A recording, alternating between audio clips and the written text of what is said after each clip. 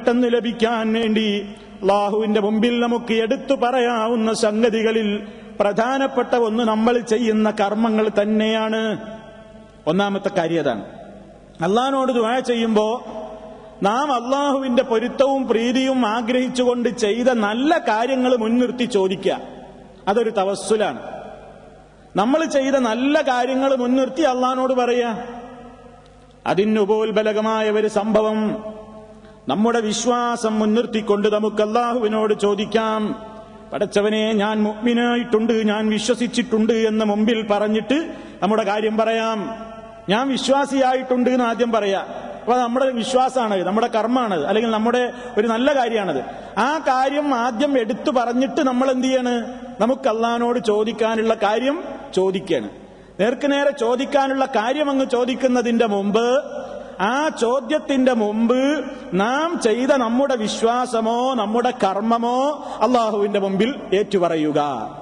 അത് നമ്മുടെ പ്രാർത്ഥനകൾക്ക് ഉത്തരം ലഭിക്കാൻ ഏറ്റവും യോജിച്ച ഒരു സംഗതിയായിട്ട് പ്രമാണങ്ങളിൽ നിന്ന് തർക്കമില്ലാതെ മനസ്സിലാക്കാൻ സാധിക്കുന്നതാണ്. വിഷയം ശരിക്കും പഠിച്ചു വെക്കണം. നിങ്ങൾ നോക്കൂ, പരിശുദ്ധ ഖുർആനിൽ കാണാം, സത്യവിശ്വാസികളുടെ പ്രാർത്ഥന പറയുന്ന കൂട്ടത്തിൽ ഈമാനുള്ള ആളുകൾ, ബുദ്ധിമാന്മാരായ ആളുകളുടെ പ്രാർത്ഥന പറയുന്നു.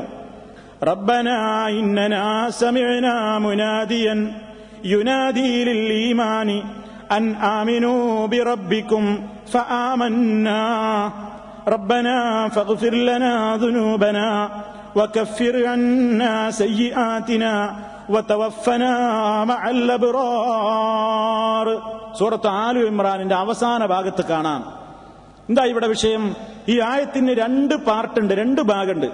ആദ്യത്തെ ഭാഗം ഞാൻ പറഞ്ഞ തവസ്സുലാണ്. അതെന്താ നമ്മൾ പറയുന്നത്? റബ്ബന, ഞങ്ങളുടെ റബ്ബേ, ഇന്നനാ സമിഅനാ, നിശ്ചയം ഞങ്ങൾ കേട്ടു, മുനാദിയൻ, ഒരു വിളിച്ചു പറയുന്നയാളെ, യുനാദി ലിൽ ഈമാൻ, വിശ്വാസത്തിന് വേണ്ടി വിളിച്ചു പറയുന്ന ഒരാളെ ഞങ്ങൾ കേട്ടു. എന്താ അദ്ദേഹം പറയുന്നത്? അൻ ആമിനൂ ബി റബ്ബിക്കും, നിങ്ങൾ നിങ്ങളുടെ റബ്ബിൽ വിശ്വസിച്ചോളൂ, നിങ്ങളുടെ റബ്ബിൽ നിങ്ങൾ വിശ്വസിച്ചോളൂ എന്നിങ്ങനെ റബ്ബിനെ കൊണ്ട് ഈമാൻ കൊള്ളാൻ വേണ്ടി വിളിച്ചു പറയുന്ന ഒരാളുടെ വിളിയാളം ഞങ്ങൾ കേട്ടു റബ്ബേ. ഫആമന്നാ, അങ്ങനെ ഞങ്ങൾ യഥാർത്ഥത്തിൽ വിശ്വസിച്ചു റബ്ബേ, ഞങ്ങൾ വിശ്വസിച്ചിരിക്കുന്നു. ഇതിപ്പോ നമ്മുടെ ഈമാനിനെ എടുത്തു പറയാണ്. ഞാൻ വിശ്വസിച്ചിരിക്കുന്നു റബ്ബേ എന്ന് നമ്മുടെ ഈമാനിനെ മുൻനിർത്തി പറയാണ്. നമ്മൾ ചെയ്ത നമ്മുടെ ഈമാനിനെ മുൻനിർത്തിയിട്ട് നമ്മുടെ വിശ്വാസത്തെ എടുത്തു പറഞ്ഞിട്ട് ഇനിയാ നമ്മുടെ പ്രാർത്ഥന. ഇതുവരെ ഇപ്പൊ നമ്മുടേതായ നമ്മുടെ ഈമാനിനെ മുൻനിർത്തി പറയേ ചെയ്തിട്ടുള്ളൂ. പിന്നെ തുടർന്നുകൊണ്ട് എന്താ ചോദിക്കുന്നത്? അതിനാൽ റബ്ബനാ, ഞങ്ങളുടെ റബ്ബേ, ഫഗ്ഫിർ ലനാ ദുനൂബനാ, ഞങ്ങളുടെ പാപങ്ങൾ നീ ഞങ്ങൾക്ക് പുറത്തു തരണമേ, വകഫിർ അന്നാ സയ്യിആതിനാ, ഞങ്ങളുടെ തിന്മകളെയെല്ലാം നീ മൂടിവെക്കണമേ, വതവഫനാ മഅൽ അബ്റാർ, പുണ്യവാന്മാരോടൊപ്പം നീ ഞങ്ങളെ മരിപ്പിക്കുകയും ചെയ്യണമേ. പാപം പൊറുക്കാനും നല്ലവരെ കൂട്ടത്തിൽ തന്നെ മരിച്ച് നല്ലവരോടൊത്തുചേരാനുമൊക്കെയുള്ള പ്രാർത്ഥന. ആ വിഷയം, ആ കാര്യമാണ് ഇപ്പൊ ചോദിക്കുന്നത്. പക്ഷെ ആ ചോദിക്കുന്നതിന്റെ മുന്നോടിയായി നമ്മൾ എന്ത് പറഞ്ഞു? പടച്ചവനെ, നിന്നിൽ വിശ്വസിക്കണം എന്ന് ഞങ്ങളോട് കൽപ്പിച്ച ഒരാളുടെ വിളി ഞങ്ങൾ കേട്ടു, അങ്ങനെ ഞങ്ങൾ വിശ്വസിച്ചിരിക്കുന്നു റബ്ബേ, നമ്മുടെ ഈമാൻ എടുത്തു പറഞ്ഞു. ആ ഈമാനിനെടുത്ത് പറഞ്ഞിട്ടാ പിന്നെ നമ്മുടെ കാര്യം എന്ത് ചെയ്യുന്നത്? അള്ളാഹുവിനോട് ചോദിക്കുന്നത്. ഇത് പ്രാർത്ഥനയ്ക്ക് ഉത്തരം ലഭിക്കാൻ ഏറ്റവും യോജിച്ച സൽക്കർമ്മങ്ങളുടെയും സത്യവിശ്വാസവും മുൻനിർത്തി പറയുന്ന രൂപത്തിൽ ഒരു പ്രധാനപ്പെട്ട രൂപമാകുന്നു. ഇതിപ്പോ നമ്മുടെ ഈമാൻ എടുത്തു പറഞ്ഞതാണ്. ഇനി സുഹൃത്തുക്കളെ, നമ്മൾ ചെയ്തിട്ടുള്ള കർമ്മങ്ങൾ എടുത്തും അള്ളാഹുവിനോട് ചോദിക്കാം. റബ്ബേ, ഞാൻ ഇന്ന കാര്യം നിനക്ക് വേണ്ടിയാ ചെയ്തത്, നിന്റെ പൊരുത്തം മാത്രമാണ് ഞാൻ ഉദ്ദേശിച്ചത്. ആ കാര്യത്തെ മുൻനിർത്തിക്കൊണ്ട് പടച്ചവനെ, ഏതാ ഞാൻ നിന്നോട് ചോദിക്കുന്നു, എന്റെ കാര്യം സാധിപ്പിച്ചു തരണം എന്ന് പറയുന്ന രീതി, അത് മഹാനായ നബി സല്ലല്ലാഹു അലൈഹി വസല്ലം നമുക്ക് പഠിപ്പിച്ചിരുന്ന ഒരു ചരിത്ര സംഭവത്തിലുണ്ട്. സുദീർഘമായി ഞാൻ വിശദീകരിക്കുന്നില്ല. പല അവസരങ്ങളിലും എന്റെ ബഹുമാന്യ ശ്രോതാക്കൾ ഇത് കേട്ടിട്ടുള്ളതായിരിക്കാം. അതുകൊണ്ട് അതിന്റെ സുദീർഘവശങ്ങളിലേക്ക് പോകാൻ ഞാൻ ചുരുക്കി പറയുന്നു. 3 ആളുകൾ ഒരു യാത്രാ മധ്യേ ഒരു ഗുഹയിൽ കയറി. ഗുഹയിൽ കയറിയപ്പോൾ അവർ വിശ്രമിച്ചു തീർന്ന് പുറത്തിറങ്ങാൻ നോക്കുമ്പോഴേക്ക് ശക്തമായ ഒരു പാറക്കല്ല് മുകൾ ഭാഗത്ത് നിന്ന് ഉരുണ്ടുരുണ്ട് വന്ന് ഇവരുടെ ഗുഹാമുഖത്ത് പരിപൂർണമായും അടഞ്ഞു. ഗുഹയാകുമ്പോ വാതിലും ജനലൊന്നും ഉണ്ടാവില്ലല്ലോ, ഈ കേറുന്ന ആ ഒരു തന്നെ ഉണ്ടാവുള്ളൂ. അവിടെ കല്ലും വന്നടഞ്ഞു. പുറത്തേക്ക് കിടക്കാൻ പിന്നെ മാർഗമുണ്ടോ? ഇല്ല. ഈ 3 ആളും അതിൽ കുടുങ്ങി. ഇനി എന്താ രക്ഷ? അവര് പരമാവധി തള്ളി നോക്കി. ഭയങ്കര ഭീമാകാരമായ പാറക്കല്ലാണ്, പുറത്തിറങ്ങാൻ ഒരു വഴിയില്ല. ഇനി എന്താ മാർഗം അവരിങ്ങനെ ആലോചിച്ചപ്പോ അവര് പറഞ്ഞു, നാം അള്ളാഹുവിനോട് പ്രത്യേകമായിട്ട് ചോദിക്ക. എങ്ങനെ? ഈ കല്ല് നീക്കി തരണേന്ന് ചോദിക്ക മാത്രല്ല, നമ്മളൊക്കെ ചെയ്ത നല്ല കാര്യങ്ങൾ എടുത്തു പറയാ അള്ളാഹിനോട്. നമ്മളൊക്കെ ചെയ്ത നല്ല നല്ല കർമ്മങ്ങൾ അള്ളാഹിനോട് എടുത്തു പറയാ. എന്നിട്ട് നമുക്ക് അള്ളാഹിനോട് ചോദിക്കാം. അപ്പൊ നമുക്ക് അള്ളാഹു രക്ഷ നൽകിയേക്കും എന്ന പ്രതീക്ഷയോടുകൂടി 3 ആളും ദുആ ചെയ്യുന്നു. ഒരു വ്യക്തി അയാൾ ചെയ്ത സൽക്കർമ്മം എന്താണ്? അയാൾ പറയണം, അള്ളാഹുവേ, എനിക്ക് വൃദ്ധരായ മാതാപിതാക്കൾ ഉണ്ടായിരുന്നു. ഞാൻ അവർക്ക് ഭക്ഷണം നൽകിയിട്ടേ എന്റെ കുട്ടികൾക്കോ അതുപോലെ തന്നെ ഞാൻ വളർത്തുന്ന വളർത്തുമൃഗങ്ങൾക്കോ ഭക്ഷണം നൽകാറുള്ളൂ. അവരുടെ കാര്യത്തിൽ ഞാൻ എപ്പോഴും സജീവമായ ശ്രദ്ധ കാണിക്കുന്ന ആളാണ്. അങ്ങനെ ഒരു ദിവസം ഞാൻ വിറക് കെട്ടാൻ വേണ്ടി കാട്ടിൽ കുറച്ചു ദൂരസ്ഥലത്തേക്ക് പോകേണ്ടി വന്നു. വൈകുന്നേരം വിറകുമായി തിരിച്ചെത്തിയപ്പോഴേക്ക് രാത്രിയേറെ വൈകിയിരുന്നു. എന്റെ വൃദ്ധരായ മാതാപിതാക്കൾ ഉറങ്ങിക്കഴിഞ്ഞിരുന്നു. അവർക്ക് ഭക്ഷണം നൽകിയിട്ടേ എന്റെ മക്കൾക്കും അതുപോലെ തന്നെ ഞാൻ വളർത്തുന്ന വളർത്തുമൃഗങ്ങൾക്കും തീറ്റയും ഭക്ഷണവും ഞാൻ കൊടുക്കാറുള്ളൂ എന്നത് എന്റെ തീരുമാനമായിരുന്നു പണ്ടേ. വന്നു നോക്കുമ്പോൾ എന്റെ വൃദ്ധരായ മാതാപിതാക്കൾ തളർന്നുറങ്ങിയിരുന്നു. അവരെ വിളിച്ചുണർത്തുന്നത് മര്യാദകേടാണെന്ന് മനസ്സിലാക്കിയിട്ട് അവരെ കുടിപ്പിക്കാനുള്ള പാൽപാത്രവുമായി എന്റെ വൃദ്ധരായ മാതാപിതാക്കളുടെ തലക്കുഭാഗത്ത് ഞാൻ ഇങ്ങനെ കാവൽ നിന്നു. അവരുണരുവോളം അവർക്ക് വേണ്ടി ഞാൻ കാത്തുനിന്നു.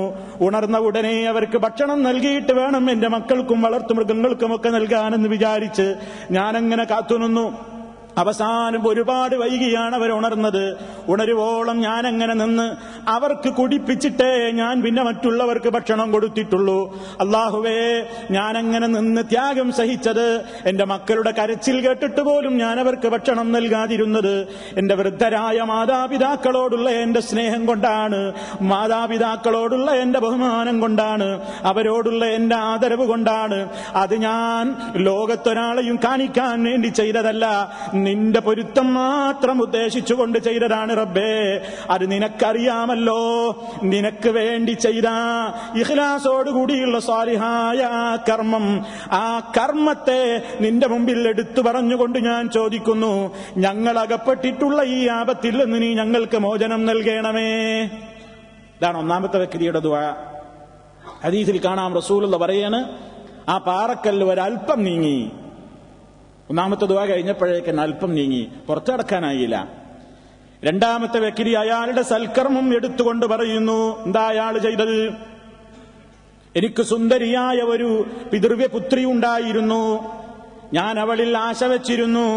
ഒരുപാട് കാലമായി ഞാൻ അവളുമായി അവിഹിതമായ ബന്ധം പുലർത്താൻ മോഹിച്ച് നടന്ന വ്യക്തിത്വമായിരുന്നു. പക്ഷേ അവൾ കൂട്ടാക്കാരില്ലായിരുന്നു.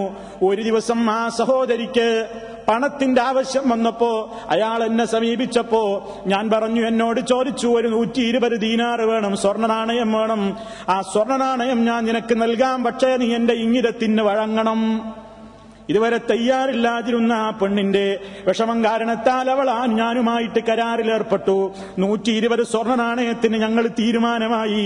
അങ്ങനെ വാതിലടഞ്ഞു. ഞങ്ങൾ സ്വകാര്യ സ്ഥലത്തെത്തി.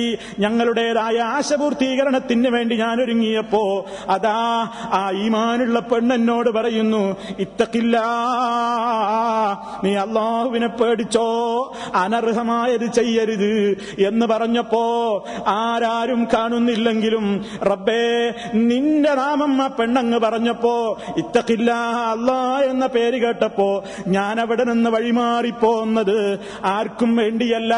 ഞാൻ എന്റെ വികാരത്തെ അവിടെ തടഞ്ഞു നിർത്തിയത് നിനക്ക് വേണ്ടിയാണ്, നിന്നെ ഓർത്തിട്ടാണ്. നീ അതറിയുന്നവനാണല്ലോ. എങ്കിൽ ഇതാ അതിനെ മുൻനിർത്തിക്കൊണ്ട് നിന്നോട് ഞാൻ ചോദിക്കുന്നു, ഞങ്ങളകറ്റുള്ള വിഷമത്തിൽ നിന്ന് നീ ഞങ്ങൾക്ക് രക്ഷ നൽകിയാലും. ഗുഹാമുഖത്ത് നിന്ന് പാറക്കല്ല് അല്പം കൂടി നീങ്ങി. രണ്ടാമത്തെ ദുആ കഴിഞ്ഞപ്പോ പുറത്തു കിടക്കാനായില്ല. മൂന്നാമത്തെ വ്യക്തി അയാൾ ചെയ്ത സൽക്കർമ്മം പറയുന്നു, എന്താ? റബ്ബേ, ഞാൻ തൊഴിലാളികളെ കൊണ്ട് പണിയെടുപ്പിച്ചിരുന്ന ഒരു മുതലാളിയായിരുന്നു.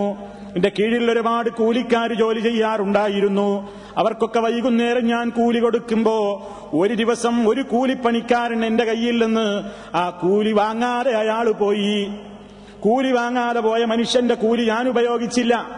ഞാൻ ആ ധനം അവിടെ സൂക്ഷിച്ചു വെച്ചു. അയാൾക്ക് നൽകാനുള്ള വിഹിതം ഞാൻ സൂക്ഷിച്ചു വെച്ചു. അതുകൊണ്ട് ഞാൻ ഒത്തിരി കച്ചവടം ചെയ്തു. ഇയാൾക്ക് കൊടുക്കാനുള്ള മുതലാണ് അതിന്റെ മൂലധനം.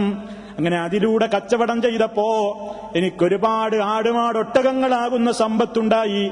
കാർഷികമായ മേഖലയിൽ ഞാൻ അഭിവൃദ്ധി പ്രാപിച്ചു. കുറെ കാലങ്ങൾക്ക് ശേഷം അതാ മനുഷ്യൻ തിരിച്ചു വരുന്നു എന്റെ അടുക്കലേക്ക്. വരുമ്പോ ഞാൻ അയാളോട് പറയുന്നു, നിനക്കെന്നെ പരിചയമുണ്ടോ? നിങ്ങൾക്കൊരു ദിവസത്തെ കൂലി ഞാൻ തരാനുണ്ടല്ലോ, ഒരു ദിവസത്തെ കൂലി തരാനുണ്ടല്ലോ. ആ കൂലി അദ്ദേഹത്തെ ഓർമ്മപ്പെടുത്തുകയും അയാൾക്കത് കൊടുക്കാൻ ഒരുങ്ങുകയും ചെയ്തപ്പോ തന്നെ ഇയാൾ പറയുന്നു, ഇതൊക്കെ നിങ്ങൾക്ക് ലഭിക്കാനുള്ള സമ്പത്ത്